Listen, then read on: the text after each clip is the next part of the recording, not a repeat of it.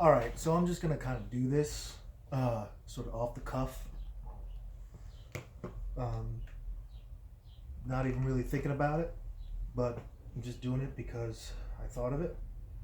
So I'm gonna read the first subchapter of the book in uh, in what I think of as so.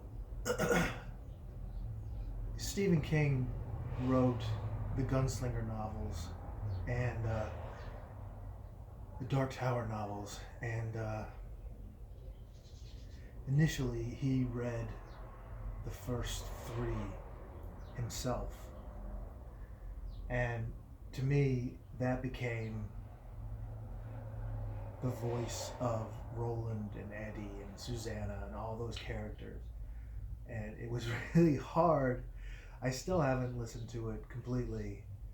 Um, I still haven't listened to it completely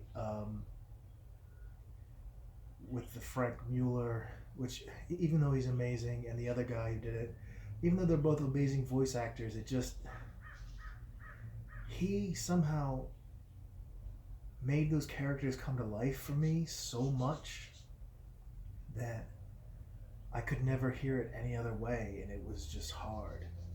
And I think that he was right when he said an author can imbue something of himself into the characters of his book if he reads it, even if he's not a polished voice actor. So, I'm not a polished voice actor. You know what my voice sounds like. It sounds like what it sounds like. But I'm gonna give this a shot, and I'm gonna read this first chapter and see where it goes. All right. Thanks.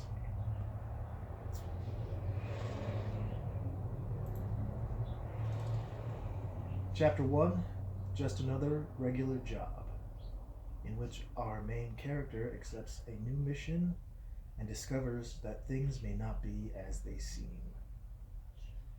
Everything is memory, memory is everything, except for this one continuous spark along the timeline that is your consciousness.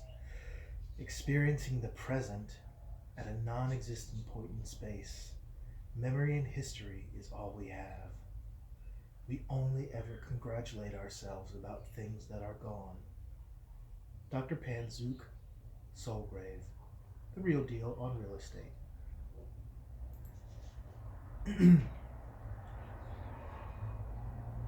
I get the call about midnight.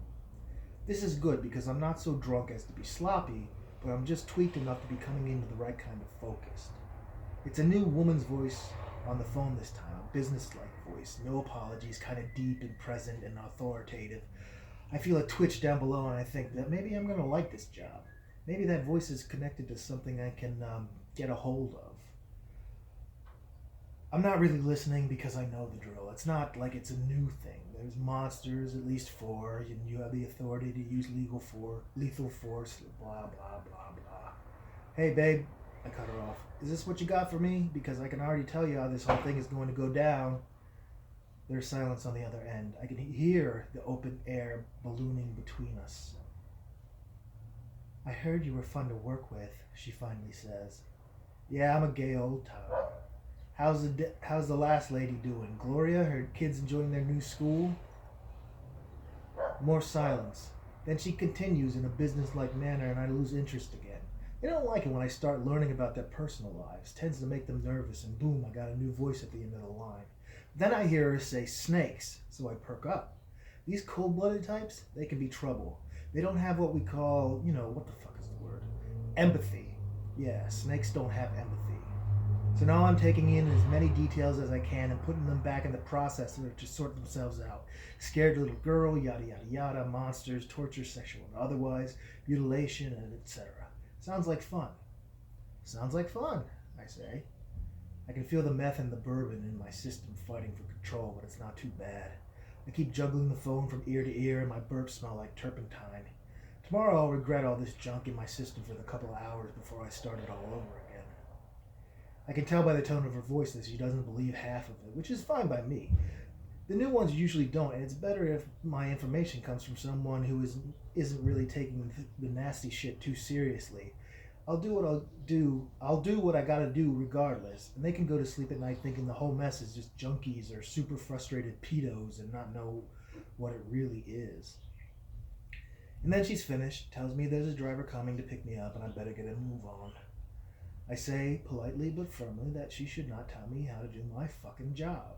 Silence on her end.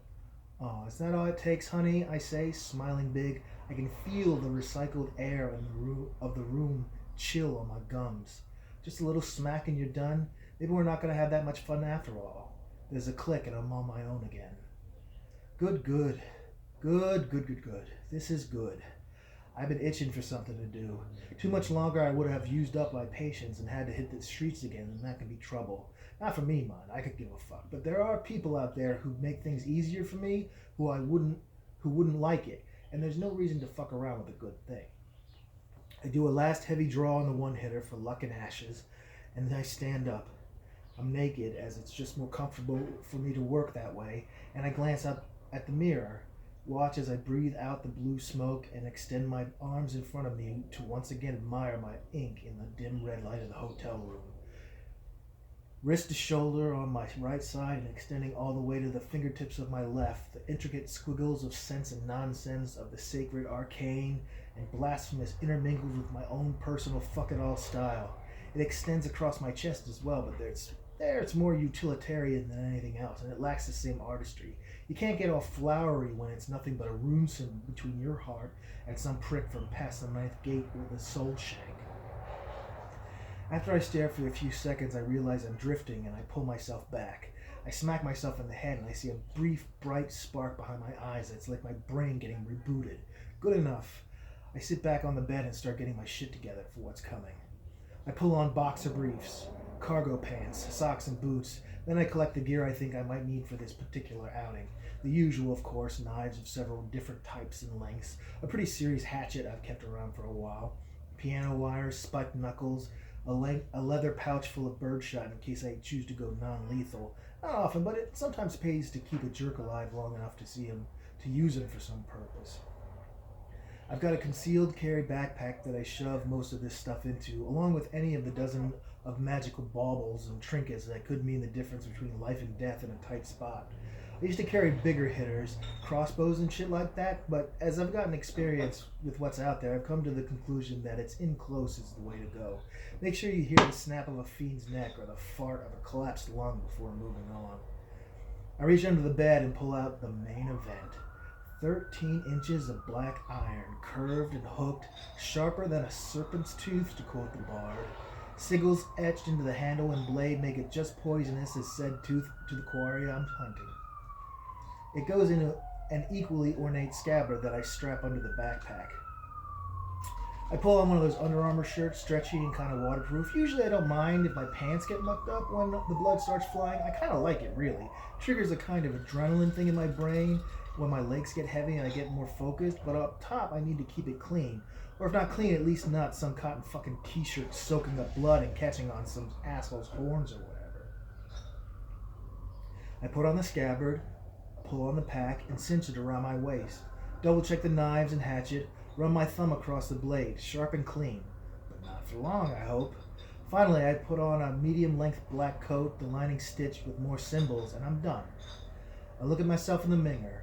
I look at myself in the mirror. I am one swinging dick, tough-looking motherfucker, if I do say so myself. Not the prettiest guy, but I even got a glam for that on a medallion. Makes me appear to anybody I want like a cross between Brad Pitt and Ward Cleaver. That reminds me. I go over to the motionless figure tied to a chair in the corner of the hotel room. I can hear the whistling of breath through a broken nose. This annoys me and I give the jerk a crack across the face. If you can call it that anymore. A face, I mean. It screams and red eyes fly open.